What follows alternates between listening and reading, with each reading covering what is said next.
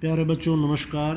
आज हम उड़ान के अंतर्गत आने वाली वर्कशीट 2 ऑफ 8th क्लास करेंगे। आइए देखते हैं। Separate the subject and the predicate in the following. Question को देख करके आप समझ गए होंगे हमें क्या करना है इस वर्कशीट में। तो सेकंड वर्कशीट में आज हम करेंगे what is subject and predicate.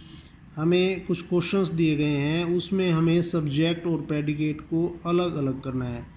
बच्चों सबसे पहले हमें समझना पड़ेगा what is subject and what is predicate, उसके बाद ही हम दिए गए सेंटेंस में से इनको डिफ्रेंशिएट कर पाएंगे। तो आइए समझते हैं what is subject and what is predicate. बच्चों सब्जेक्ट इज़ अ पर्सन और अ थिंग हु और विच इज़ कंसीडर्ड, मतलब हिंदी में आप समझिए सब्जेक्ट कोई भी व्यक्ति या कोई भी वस्तु है जिसके बारे में कुछ कहा जाए। सब्जेक्ट कोई भी व्यक्ति या वस्तु है जिसके बारे में कुछ कहा जाए। अब बात करते हैं प्रेडिकेट की। प्रेडिकेट वो चीज़ें हैं जो सब्जेक्ट के बारे में कहा जाए। सब्जेक्ट के बारे में जो कुछ कहा जाएगा उसे हम प्रेडिकेट कहेंगे। एग्जाम्पल्स को देखेंगे, इनसे स्पष्ट हो जाएगा। सब्जेक्ट को हम सर्कल करेंगे, प्रेडिकेट को हम अंडरलाइन करेंगे। आइए देखते हैं question number first. The boy stood on the last bench. तो बच्चों इसमें कुछ बच्चे ऐसे हैं जो आसानी से सब्जेक्ट को ढूंढ लेते हैं, तो उनके लिए आसान है, प्रेडिकेट ईजी हो जाएगा। जिसको नहीं आता वो ध्यान से समझिएगा कि द बॉय, यहाँ पर सब्जेक्ट हमारे पास क्या रहेगा, द बॉय। क्यों? अभी भी मैंने डेफिनेशन में बताया था सब्जेक्ट इज़ अ वर्ड और group of words about which something is said. जिसके बारे में सब्जेक्ट वो शब्द या शब्दों का समूह है जिसके बारे में कुछ कहा जाए। तो यहाँ पर बॉय के बारे में कुछ कहा जा रहा है, तो बॉय हमारे पास क्या हो गया, सब्जेक्ट। और जो भी पीछे बचा है उसको मैं अंडरलाइन कर दे रहा हूँ, ये क्या हो गया बच्चों, प्रेडिकेट। इसके सामने मैं लिख भी देता हूँ आपको। तो यहाँ पर हमारे पास द बॉय, ये क्या है हमारे पास, सब्जेक्ट। ब्रैकेट में लिख देंगे हम, बॉय क्या है बच्चों, सब्जेक्ट है। और जो भी बच गया पीछे हमारे पास स्टूड ऑन द बेंच।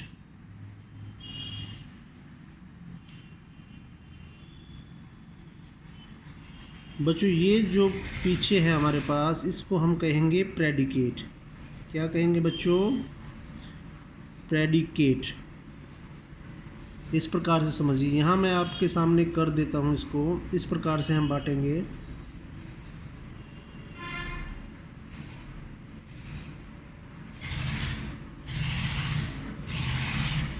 इसके सामने करेंगे हम, दोनों प्रकार से आप समझेंगे। सेकंड क्वेश्चन देखिएगा, the singing of the birds makes me happy. थोड़ा सा ध्यान से देखिएगा, कई बार बच्चे इसमें सिर्फ द सिंगिंग कर देते हैं या बर्ड्स कर देते हैं सब्जेक्ट के लिए। तो सब्जेक्ट को आप ध्यान से समझिए, the singing of the birds, यहाँ से लेकर के बर्ड्स तक का ये हमारा क्या हो गया, सब्जेक्ट। तो सब्जेक्ट हम इस लाइन में लिख रहे हैं यहाँ पर, तो इसमें क्या हो गया हमारे पास, the singing of the birds.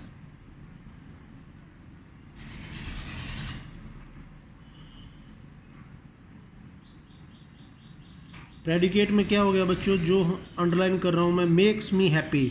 इसके सामने लिखेंगे makes me happy. Clear? Singing of birds के बारे में कहा जा रहा है। मेक्स मी हैप्पी क्या होता है, मुझे खुश करता है।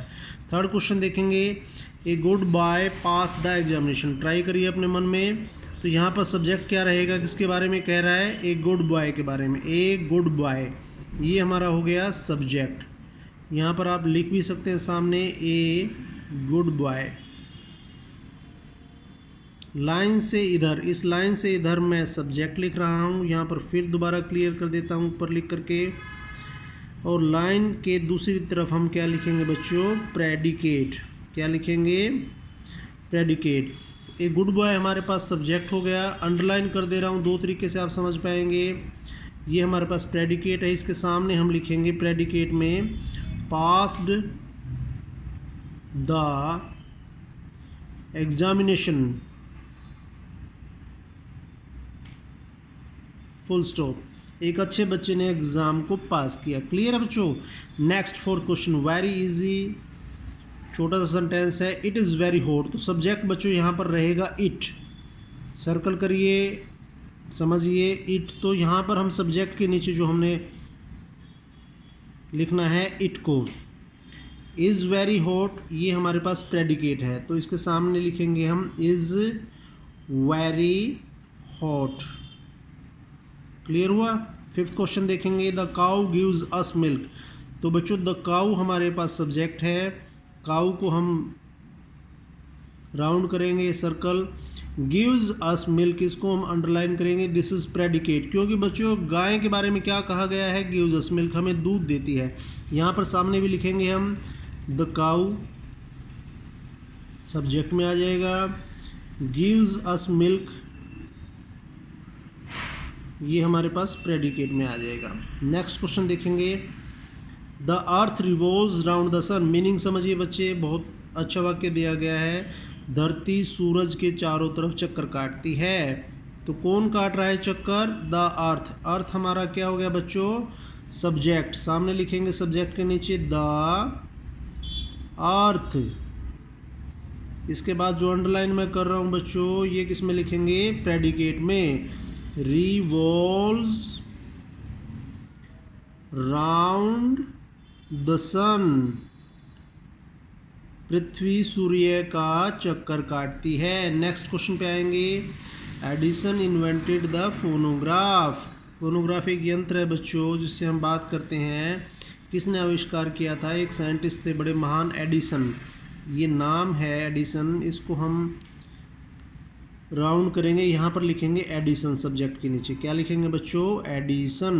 अंडरलाइन जो कर रहा हूँ वो सारा प्रेडिकेट है, वो सामने लाइन के दूसरी तरफ लिखेंगे, इन्वेंटेड द फोनोग्राफ, एडिसन ने फोनोग्राफ का आविष्कार किया। क्लियर है बच्चों। नेक्स्ट क्वेश्चन देखेंगे, नेक्स्ट पेज पे आएंगे,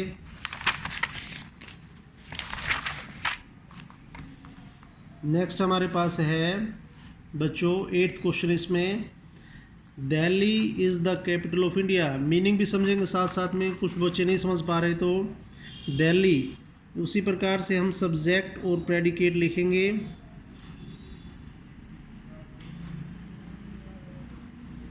एक बीच में लाइन लगाएंगे आपको समझाने के लिए, यहाँ पर भी करेंगे हम, दिल्ली हमारा सब्जेक्ट है, दिल्ली को राउंड करेंगे, दिस इज़ सब्जेक्ट, इसके बाद जो भी दिल्ली के बारे में कहा गया है दिस इज़ प्रेडिकेट, यहाँ पर भी लिखेंगे, अलग से प्रैक्टिस हो जाएगी आप लोगों की, दिल्ली को यहाँ पर लिखेंगे सब्जेक्ट में, is the capital of India. Clear है बच्चों, फुल स्टॉप लगाना लास्ट में। नेक्स्ट क्वेश्चन देखेंगे, we can not make the ocean dry, हम समुद्र को नहीं सुखा सकते, यहाँ पर सब्जेक्ट सिर्फ रहेगा हमारे पास वी बच्चों यहाँ पर लगाएंगे हम सब्जेक्ट के नीचे, जो भी हमारा बच गया सेंटेंस में उसको हम बाद में लिखेंगे प्रेडिकेट के नीचे, can not make the ocean, मैंने समुद्र होता है बच्चों महासागर, ड्राई, फुल स्टॉप लगाएंगे। Next, no man can serve two masters, तो no man can serve two masters में आप सब्जेक्ट देखेंगे बच्चों, सबसे पहले नो मैन ये सब्जेक्ट है हमारा, can serve two masters underline करेंगे, ये हमारा प्रेडिकेट है, दोबारा यहाँ पर भी लिखेंगे बच्चों, प्रैक्टिस होएगी आपकी, नो मैन सब्जेक्ट के नीचे, कैन सर्व टू मास्टर्स, ये बच्चों हमारा रहेगा प्रेडिकेट, यहाँ पर फुल स्टॉप लगाएंगे। क्लियर है बच्चों। नेक्स्ट, इसी वर्कशीट में एक और एक्सरसाइज हमें दी गई बच्चों, दो एक्सरसाइज है, एक हम कर चुके हैं, दूसरी भी हम अभी करेंगे साथ साथ। दूसरी एक्सरसाइज समझिए है क्या, करना क्या है हमें, fill in the blanks by adding appropriate suffix to the word given in the brackets. Question first देखिएगा एक बारी, द किंग रूल्ड हिज, खालिस्तान दिया है हमें, किंग दिया है वाइजली, ऊपर हमें कुछ ग्रुप ऑफ अल्फ़ाबेट्स दिए गए हैं, पूरे वर्ड्स नहीं हैं बच्चों, अल्फ़ाबेट्स हैं, इसमें कोई वर्ड है, ये अल्फ़ाबेट्स को हमें इन वर्ड्स के साथ लगाना है। साथ में दो तरीके होते हैं, एक होता है बच्चों प्रीफिक्स, जो पहले लगाना होता है। किंग जैसे वर्ड दिया है इससे पहले, यहाँ पर हमें सफिक्स दिया गया। सफिक्स मैंने वो अल्फ़ाबेट्स का ग्रुप होता है बच्चों जो दिए गए शब्द के बाद में लगता है। ध्यान रहे कहाँ पे लगेगा सफिक्स, बाद में। और बाद में लगाने के बाद क्या लगेगा, इनमें से दिए गए 6 ऑप्शंस में से हमने लगाना है, उस वर्ड को लगा करके हमें इस्तेमाल करना है कि सफिक्स क्या लगाएंगे। हम देखेंगे क्वेश्चन एक करके देखते हैं। The king ruled his Khalistan wisely, राजा ने अपने राज्य को बुद्धिमता से चलाया। किंगडम होता है बच्चों साम्राज्य, तो इसमें हम लिखेंगे KING किंगडम। तो इसमें क्या सफिक्स लग गया बच्चों, डम। देखो मैंने आपको बताया कि सफिक्स हमेशा दिए गए वर्ड के बाद में इस्तेमाल होते हैं, तो किंग के बाद हमने इस्तेमाल किया सफिक्स को, डम को। तो सेंटेंस हमारा क्या बन गया, the king ruled his kingdom wisely, राजा ने बड़ी बुद्धिमता से अपने राज्य को चलाया, शासन को चलाया। नेक्स्ट क्वेश्चन देखेंगे दूसरा, आर यू खालिस्तान हेयर, क्वेश्चन मार्क दिया है बच्चों, इन चीज़ों का भी हमने ध्यान रखना है। क्वेश्चन पूछा गया है, आपके पास कोई आया है, आप उसको कह रहे हैं कि आर यू, कंफर्ट वर्ड दिया गया है, दिया गया सेकंड एबल दूसरे नंबर पे ऊपर दिया गया है, ये सफिक्स की तरह इस्तेमाल करेंगे। आर यू कंफर्टेबल हेयर, क्या आप यहाँ पर कंफर्ट लिखेंगे पहले जो वर्ड दिया है, ये कोई मुश्किल नहीं है, ब्रैकेट से उठा के यूँ के यूँ लिखना है हमने। कंफर्ट के बाद एबल ऊपर से उठाएंगे हम, ABLE, एबल सफिक्स लगाना है। क्या आप यहाँ पर कंफर्टेबल हैं, आरामदायक हैं, क्लियर। नेक्स्ट क्वेश्चन देखेंगे बच्चों, प्लीज़ ड्राइव, सबसे पहले आप वर्ड को लिखेंगे यूँ का यूँ, बहुत आसान रहेगा आपके लिए। केयरफुल वर्ड दिया है, आप पढ़ते हैं टेक्स्ट बुक में, आप बार बार आपके सामने ये सेंटेंस आते हैं, आप ध्यान देंगे तो समझ में आएगा आसानी से। प्लीज़ ड्राइव केयरफुल, ऊपर दिया गया है थर्ड, फुल्ली, केयरफुली, LY जो दिया गया है तीसरे नंबर पे ही, वो ही हम लगाएंगे सफिक्स में LY। प्लीज़ ड्राइव केयरफुली, कृपया ध्यान से चलाएं। नेक्स्ट देखेंगे बच्चों, ही लाफ्ड, वो हंसा, लाफ्ड मैंने हंसा बच्चों। तो सबसे पहले LOUD हमें दिया है वर्ड, LOUD को लगाएंगे, इसमें भी LY जो सफिक्स हमें दिया गया है यहाँ पर, इसको इस्तेमाल करेंगे हम। ही लाफ्ड लाउडली, वो बहुत ज़ोरों से हंसा, मीनिंग समझ में आया आपको। ही लाफ्ड लाउडली मीन्स वो बहुत ज़ोर से हंसा। नेक्स्ट क्वेश्चन देखेंगे बच्चों, हमारे पास है he was a clever and, यहाँ पर हम इस्तेमाल करेंगे ब्रैकेट में। देखेंगे सबसे पहले मैंने आपको कहा कि जो भी वर्ड दिया गया है उसको आप वैसे के वैसे इस्तेमाल करेंगे। RESOURCE, रिसोर्स, ऊपर देखेंगे LY के बाद जो दिया है suffix FUL। He was a clever and resourceful person, वो बहुत चालाक और रिसोर्सफुल जो अपने रिसोर्सेज को जनरेट कर लेता है, साधनों का इंतज़ाम कर लेता है, तो वो एक he was a clever and resourceful person आएगा बच्चों। नेक्स्ट देखेंगे क्वेश्चन नंबर 6 हमारे पास है, he is a old man, he is a respectable, क्या आएगा बच्चों, रिस्पेक्टेबल, रिस्पेक्टेबल। एबल हमें यहाँ पर दिया गया, ध्यान देंगे सेकंड नंबर पे सफिक्स, वो एक बहुत आदरणीय है। रिस्पेक्टेबल मैंने क्या हुआ हमारे पास, आदरणीय, वो एक आदरणीय बुजुर्ग हैं। नेक्स्ट देखेंगे, यू शुड स्पीक, यहाँ पर भी रिस्पेक्ट, पहले तो रिस्पेक्ट लिखेंगे, कई बच्चे यहाँ पर भी रिस्पेक्टेबल का इस्तेमाल कर देते हैं, नहीं, यहाँ पर हम रिस्पेक्टफुल्ली, रिस्पेक्टफुल, फुल की बजाय भी हम फुल्ली का इस्तेमाल करेंगे। You should speak respectfully to your parents, मतलब आदरपूर्वक। यहाँ पर इसका मीनिंग हुआ आदरपूर्वक। तुम्हें अपने पेरेंट्स को और बड़ों को आदरपूर्वक आपको बोलना चाहिए। ठीक है बच्चों, इसमें अंतर को समझिएगा। रिस्पेक्टेबल आदरणीय है, हु हैज़ अ रिस्पेक्ट, जिसका कोई आदर है, सम्मान है, दैट इज़ रिस्पेक्टेबल। रिस्पेक्टफुली आपने स्पीच के अंदर, बोलने के अंदर रिस्पेक्टफुली आदरपूर्वक आपने बात करनी है, तो आप रिस्पेक्टफुली वर्ड का इस्तेमाल करेंगे। Next, Solomon was famous for his, wise word दिया गया है। वाइज को लिखने से पहले ध्यान देना है, ई को हटाना होता है। विज सबसे पहले दिया गया है, सफिक्स विजडम बन जाता है बच्चों। वाइज माने बुद्धिमान होता है, विजडम माने बुद्धिमता। सोलोमन अपनी बुद्धिमता के लिए बहुत ज़्यादा प्रसिद्ध था। विजडम वर्ड आएगा हमारे पास, यहाँ पर DOM सफिक्स लग गया, लेकिन ध्यान रहे ई को भी हमें हटाना है। नेक्स्ट, द के बाद खालिस्तान है। Member of the club is now 500। The member लिखेंगे पहले, मेंबर, ऊपर देखेंगे वर्ड दिया है शिप, SHIP, मेंबरशिप, सदस्यता। मेंबरशिप के मीनिंग हुए सदस्यता। Of this club is now 500, इस क्लब में अब 500 सदस्य हो गए हैं।